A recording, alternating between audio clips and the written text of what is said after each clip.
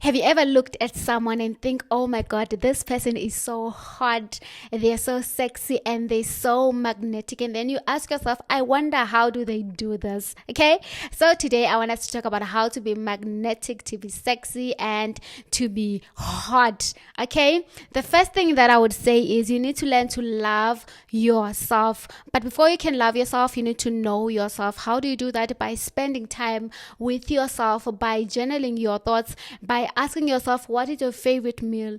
What is your favorite restaurant? What is your favorite color? What is your favorite destination? You need to try new things until you find out what is your favorite. What are the things that light you up? Who are the people that you love spending time with? What are the things that just increase your energy? And do more of those things. So love yourself, learn to spend time with yourself, and remind yourself that everything that you have is everything that you need. So if you don't have something right now, I know you think you need it, but you don't, because if you needed it so much, you would have died without that thing. Okay.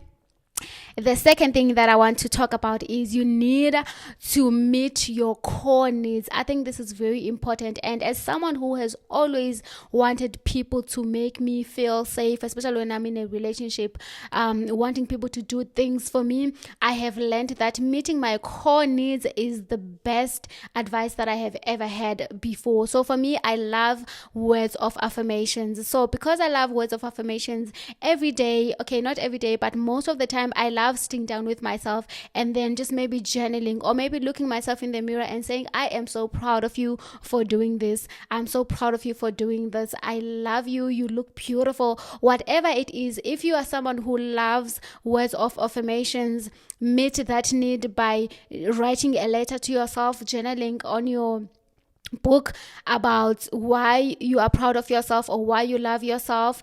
And when you're going through something, also just find time to spend time with yourself and reaffirm yourself. Tell yourself that everything is going to be okay. Before anyone can fill your cup, you need to learn to fill your cup first. And if you are someone who loves acts of service, I didn't know that I love this. I have learned recently that actually, if you are someone who loves doing things for other people, it's possible that you are also someone who loves when those things are being done for you, but you cannot really express it. You think that just because you do these things for other people, they will do them for you. But unfortunately, people cannot read our minds. So just because you do something for someone does not mean or does not guarantee that they will do it for you too. Okay, so if you're someone who has a love language of acts of service, so you need to learn to take yourself out for spa, for massages, for manicures and pedicures, because that way people are going to be doing things for you even though you're paying them. But it really feels good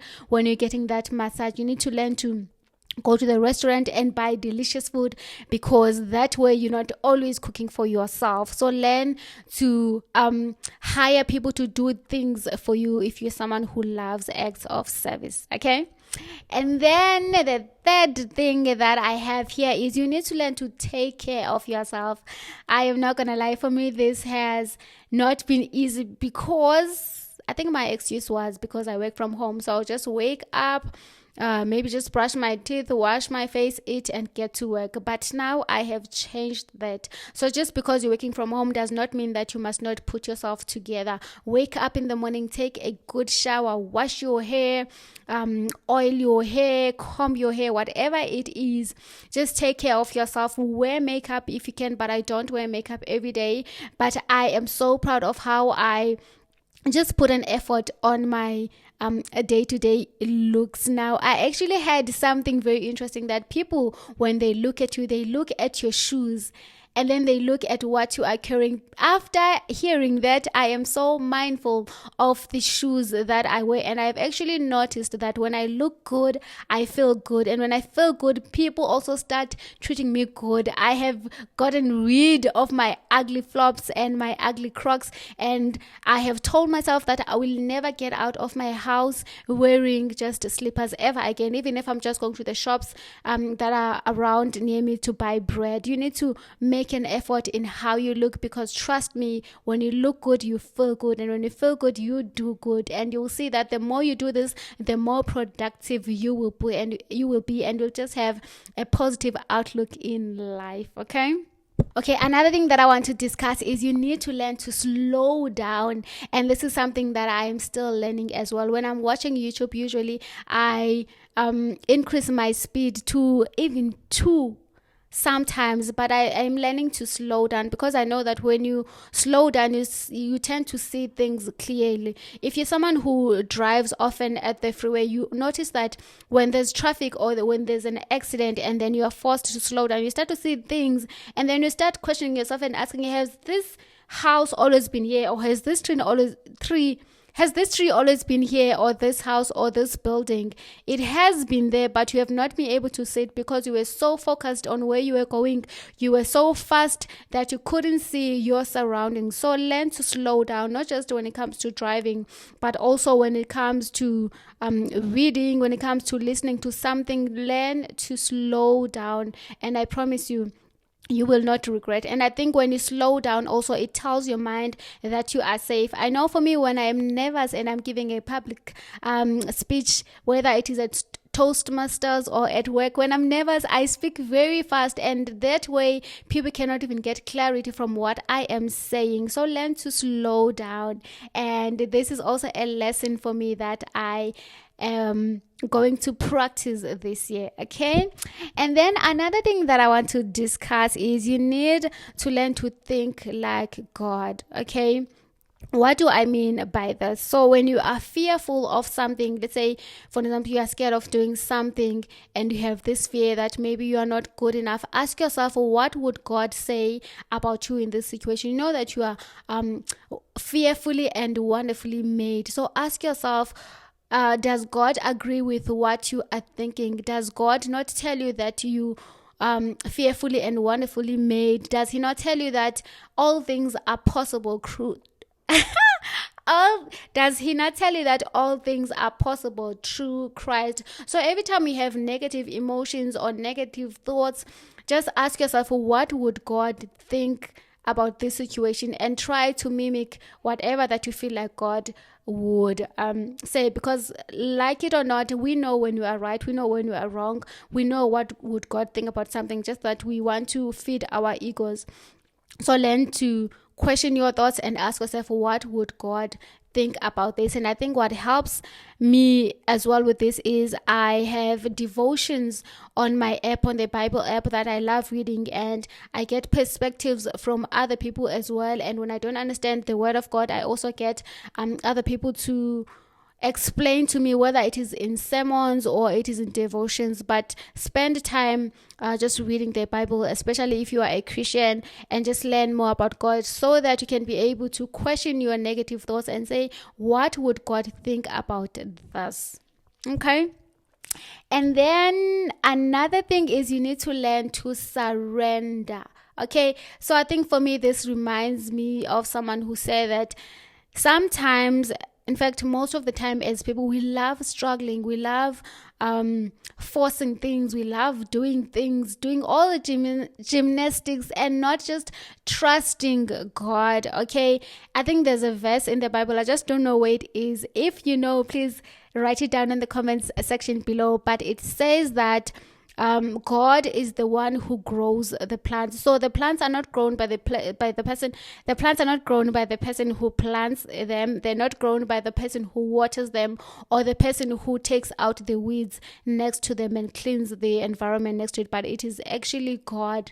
So we know that you think that you are in control of so many things, but you are not. Ask yourself, who is beating your heart? Ask yourself, who is allowing you to breathe right now? Ask yourself, who is helping you to hear what I am saying? Ask yourself, who is allowing you to speak right now? We think we have so much control, but to be honest, we don't. There is a power that is so much bigger than us. There is a power that we take for granted sometimes, because we know that God is going to be always there for us. But we need to just acknowledge that we are not as powerful as we think we are. There's a God who is so much bigger than us, who is doing things that we don't even know how he is doing them. And I think for moms, you actually start to see this, especially when you are pregnant, and you think, how is this possible that there is a heartbeat in my stomach? How is this person inside of me growing? Like, when you start to understand how powerful God is, you You learn to let go, to know that He is in control, and you learn to trust that He is more powerful than you. So learn to surrender and lean towards that power, because without that power, you would be dead right now. So ask yourself, who is beating my heart? Who is helping me to breathe right now? And learn to have a heart of gratitude. Remember to say thank you, thank you, thank you, because you're actually blessed to even be watching what I have posted right now. Okay, the last thing that I want to talk about is you need to learn to forgive and forget.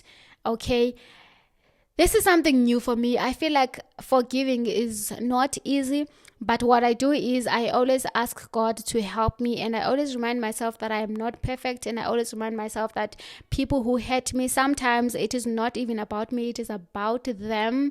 They were not hurting me intentionally, but they wanted maybe to feel safe, or there's a need that they wanted, or maybe I was their answered prayers.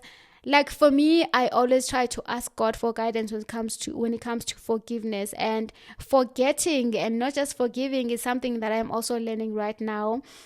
But I've heard that if you think about someone who has hurt you and you still get triggered, that means that you have not truly forgiven them. But that is fine, because also another thing that I've learned about forgiveness is that forgiveness is not a once off thing. So every time you remember how someone has hurt you, you need to learn to forget. I think what helps me the most is thinking that this person was not doing this thing for me. And also I remind myself that all things are always happening for my highest good, and I always remind myself that I have survived all the worst days of my life, and I always remind myself that all things are always happening for a reason. Sometimes the reasons are not even understandable to me, and that is fine. I think this is where also surrendering comes, where you tell yourself that this has happened, there's nothing I can do about this.